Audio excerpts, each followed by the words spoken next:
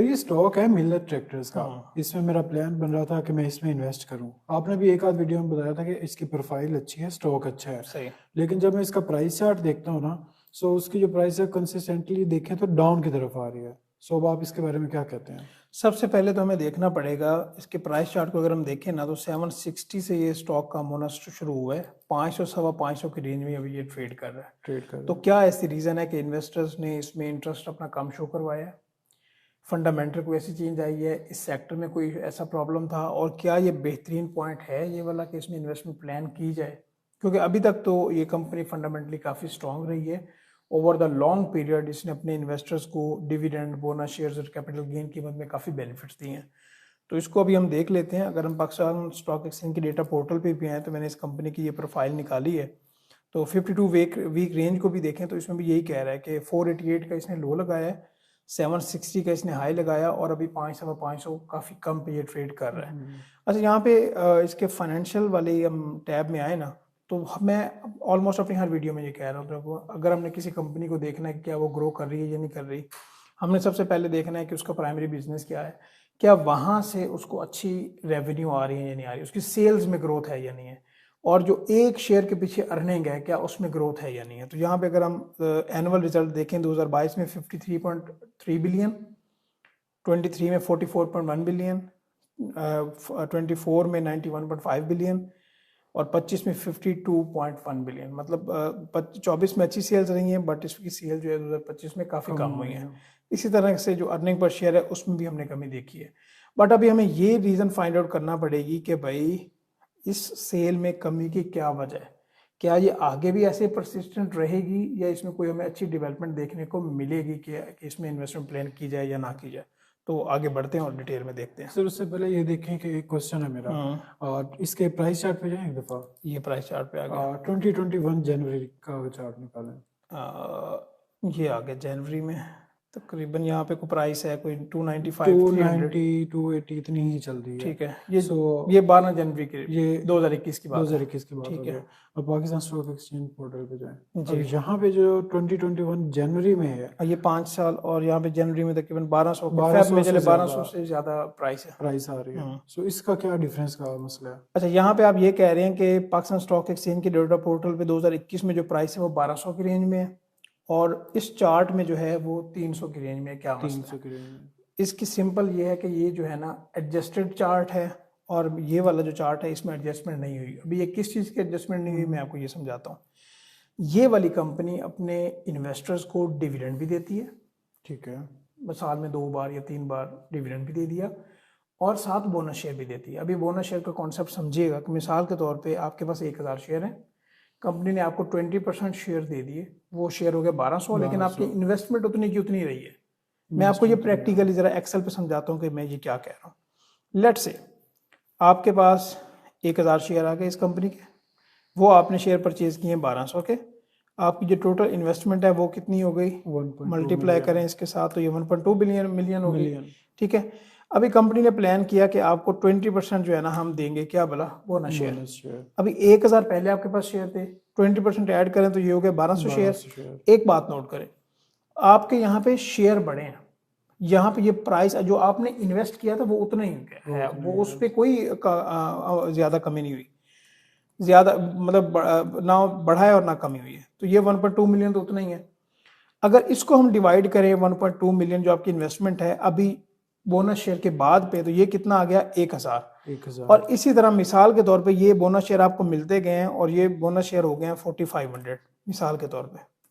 ठीक है, और यहाँ पे जो आपकी इन्वेस्टमेंट है वो है 1.2 मिलियन। ठीक है, यहाँ पे अभी देखिएगा, अगर हम इस टोटल इन्वेस्टमेंट को डिवाइड कर दें आपके टोटल नंबर ऑफ शेयर्स अभी जो आपके पास हैं बोनस शेयर, मिसाल के तौर पे यहाँ पे आपको फर्दर जो कंपनी 20% या 10% एग्जांपल के तौर पे बोनस शेयर देती रही है, तो अभी शेयर प्राइस कितनी है, 267। यहाँ पे कितनी थी, 1200। आपकी यहाँ पे भी इन्वेस्टमेंट उतनी थी, यहाँ पे भी इन्वेस्टमेंट उतनी है। तो सिर्फ और सिर्फ यही फर्क है मेरे भाई। यहाँ पे देखें तो आप 3 निशान देख रहे हैं, बी, डी और ई, ये प्राइस चार्ट पे, कि इस पॉइंट पे आके मिसाल के तौर पे ये 2021 की बात करें तो कंपनी ने 12.5% का आपको बोनस दिया, यहाँ पे आपको 50 रुपए का डिविडेंड भी मिला, इसी तरह से यहाँ पे bonus dividend bonus dividend bonus dividend, तो इस कंपनी ने ओवर द पीरियड अपने इन्वेस्टर्स को डिविडेंड और बोनस दिए। अभी होता क्या है कि जब भी कंपनी बोनस देती है ना तो उसके बाद शेयर स्प्लिट हो जाते हैं, जिस तरह से उनकी शेयर प्राइस डिवाइड हो जाती है। तो इसीलिए आप देखते हैं कि इसमें ये घबराने की बात नहीं है कि 1200 पे शेयर था और ये देखें जी यहाँ पे तो ये शेयर जो है ना कितने का हो गया, काफ़ी कम, 1200 रुपये इसकी प्राइस कम हो गई। सिंपल इसकी जो नंबर ऑफ शेयर पे डिवाइड हो गई है, इन्वेस्टमेंट आपकी उतनी उतनी है। ठीक है। फिर होता क्या है कि जब इसकी प्राइस काफ़ी कम हो जाती है ना, इन्वेस्टर कहते हैं कि यार ये तो स्टॉक काफ़ी कम हो गया, तो फिर उसमें डिमांड बढ़ती है और इवेंचुअली फिर स्टॉक की प्राइस बढ़ जाती है। तो इस तरह से इन्वेस्टर्स को फायदा होता है। ये बात समझ आ गई? सिर्फ एडजस्टमेंट का फर्क है, इसमें बोनस जो है वो एडजस्ट नहीं हुए हुए, इस चार्ट में बोनस वगैरह एडजस्ट हो के आपके पास चार्ट आ रहा है। क्लियर है? अभी हम बढ़ते हैं। अच्छा, एक बात नोट करें कि ऑटोमोबाइल सेक्टर, जो मिल्लत ट्रैक्टर है, यहाँ पे आप देख रहे होंगे कि ये ऑटोमोबाइल असेंबलर की कंपनी है। अच्छा, जितनी भी इस सेक्टर में कंपनीज आती हैं, चाहे वो कारें बनाती हों, बसें बनाती हों, ये ट्रैक्टर्स बनाती हों, ठीक है, जो भी पाकिस्तान स्टॉक एक्सचेंज में लिस्टेड हैं, उन सब का डेटा, ये एक पामा वेबसाइट है जहाँ पे डेटा हमारे पास आ रहा होता है कि इस महीने में, इस साल में, अभी तक पिछले काफ़ी सालों का भी डेटा आ रहा होता है कि इस कंपनी ने प्रोडक्शन कितनी की है, इसके टोटल नंबर ऑफ सेल्स क्या हैं, जिसकी बेसिस पे हमें पता चलता है। तो यहाँ पे मैं इसको ज़रा ओपन कर लेता हूँ। ये पब्लिक वेबसाइट, आप यहाँ से इंफॉर्मेशन ले सकते हैं। स्टैटिस्टिकल डेटा है यहाँ पे आगे सेल्स और प्रोडक्शन की इंफॉर्मेशन आ रही है, हिस्टोरिकल डेटा आ रहा है। तो यहाँ पे अगर आप जाएंगे ना, तो ये मैंने एक्सेल की जो फाइल आप देख रहे हैं, ये जो नीचे, ये 2010, 11, 12, ये सारा वही डेटा है और ये मैंने सारा डेटा खुद अभी बनाया है। ये ज़रा इसके ऊपर फोकस करें। 2021-22, 1 साल, 2 साल, 3 साल, 4 साल, 5, पिछले 5 सालों का मैंने यहाँ पे डेटा बनाया है। और यहाँ पे आप ये जो ब्लू वाली लाइन देख रहे हैं ना, ये 2021 से ये शो कर रही है कि इस कंपनी ने कितनी प्रोडक्शन की है, और रेड वाली लाइन हमें ये शो कर रही है कि इस कंपनी ने कितनी सेल्स की हैं।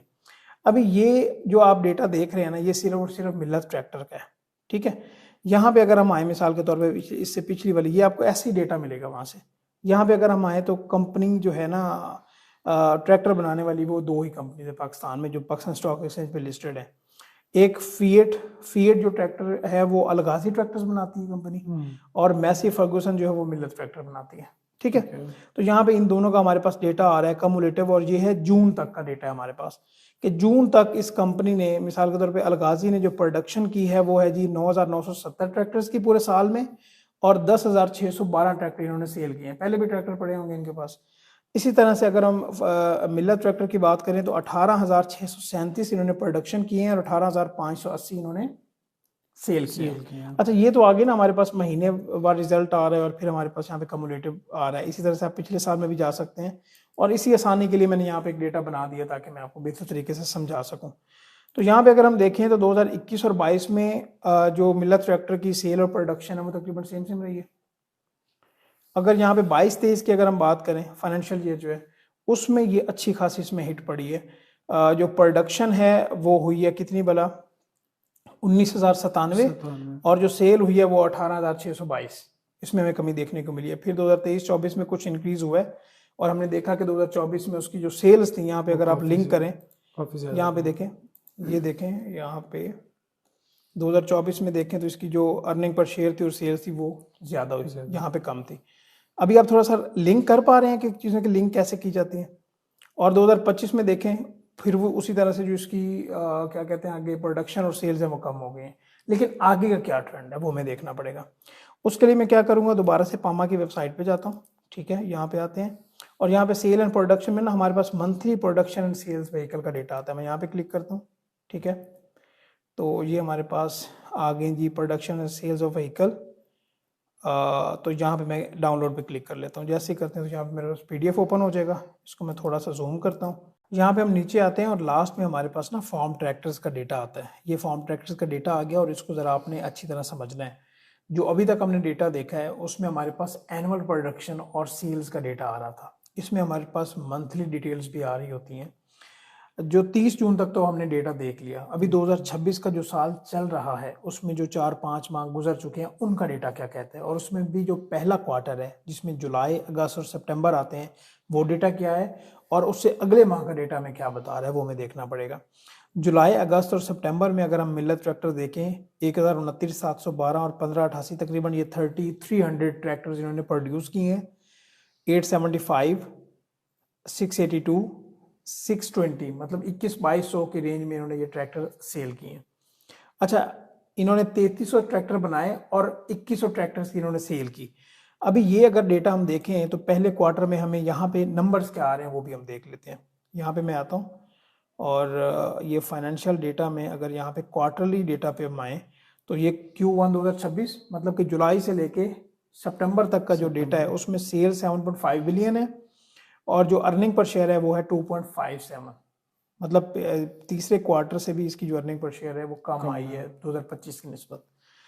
ठीक है, अभी हम दोबारा उस डेटा पे आते हैं और यहाँ पे अगले जो 2 माह है सितंबर से अगले अक्टूबर और नवंबर उसमें क्या सेल्स एंड प्रोडक्शन रही उनको देखते हैं।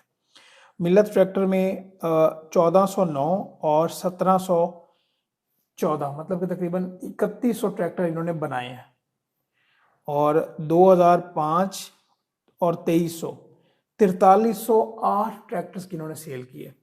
पिछले 3 माह में जिन्होंने सेल किया वो कितनी थी 2100 के पास, और जहां पे इन्होंने 4300 से ज्यादा ट्रैक्टर्स की सेल की है वो 3 माह से भी ज्यादा 2 माह में रिजल्ट आ गया। अभी आप मुझे खुद बताएं कि ये वाले जो 2 माह का डेटा है वो यहाँ पे रिफ्लेक्ट नहीं हो रहा, वो तब आएगा जब ये क्वार्टर यहाँ पे हमारे पास अगला क्वार्टर भी नवंबर है, दिसंबर का डेटा भी आ जाएगा तो ऐड होके हमारे पास रिजल्ट आएगा। तो आपको क्या लगता है जब इसकी सेल्स बेहतर होंगी, अर्निंग पर शेयर भी बेहतर होंगी, तो क्या इसमें हमें बेहतरी देखने को मिल सकती है? जाहिर सी बात है, रेवेन्यू बढ़ेगा, अर्निंग पर शेयर बढ़ेगी तो इसमें हमें बेहतरी देखने को मिलेगी। क्लियर है बात? अच्छा, इसके अलावा मैं दोबारा यहाँ पे आता हूँ पाकिस्तान स्टॉक एक्सचेंज के डेटा पोर्टल पे। अभी रेशोज पे आ जाते हैं। अच्छा, यहाँ पे जरा आप गौर करें कि ये है ग्रॉस प्रॉफिट मार्जिन, मतलब कि कंपनी जो है इसका ग्रॉस प्रॉफिट की क्या रेशो है। 2022 में ये थी 19.1, फिर 20 हुई 2023 में, 24 में 23.42, 25 में 26.61, मतलब कि इनकी जो ग्रॉस प्रॉफिट की रेशो है वो बढ़ती जा रही है। उसी तरह से जो नेट प्रॉफिट है कि एट द एंड इनको कितने प्रॉफिटेबिलिटी हो रही है उसमें भी हम इजाफा देख रहे हैं। ये 2023 में कुछ कमी हुई है 10.13, 7.64, इसी तरह 2024 में 11 है, 2025 में 12.23 है। तो हमने इसमें भी इजाफा देखा है, ग्रॉस प्रॉफिट में भी इजाफा, नेट प्रॉफिट में भी इजाफा। हमने इसके प्रोडक्शन के नंबर देख लिए, सेल के नंबर देख लिए, तो हमें क्या लगता है कि इसमें अभी हम आने वाले टाइम में हमें जब ये क्वार्टर दूसरे क्वार्टर का रिजल्ट आएगा जिसमें अक्टूबर नवंबर दिसंबर है, तो साफ ज़ाहिर है वो इम्पैक्ट हमें इसकी जो शेयर प्राइस है यहाँ पे भी पड़ेगा। क्लियर है बात? लेकिन ये काइंडली आप नोट करें, ये कंपनी फंडामेंटली काफ़ी ज़्यादा स्ट्रांग है, इसमें कोई ऐसे फंडामेंटल चेंजेस नहीं हैं जिसकी वजह से प्रॉब्लम है। अगर प्रॉब्लम आई है वो ये जो पिछले साल फ्लड्स रहे हैं इनकी वजह से काफ़ी ज़्यादा इम्पैक्ट हुई हैं, फसलें भी इम्पैक्ट हुई हैं, फार्मर्स इम्पैक्ट हुए हैं। इसके अलावा गवर्नमेंट की कुछ पॉलिसीज़ थी जिसमें हमने देखा कि गंदम की प्राइस आपने देखी कितनी कम हुई है।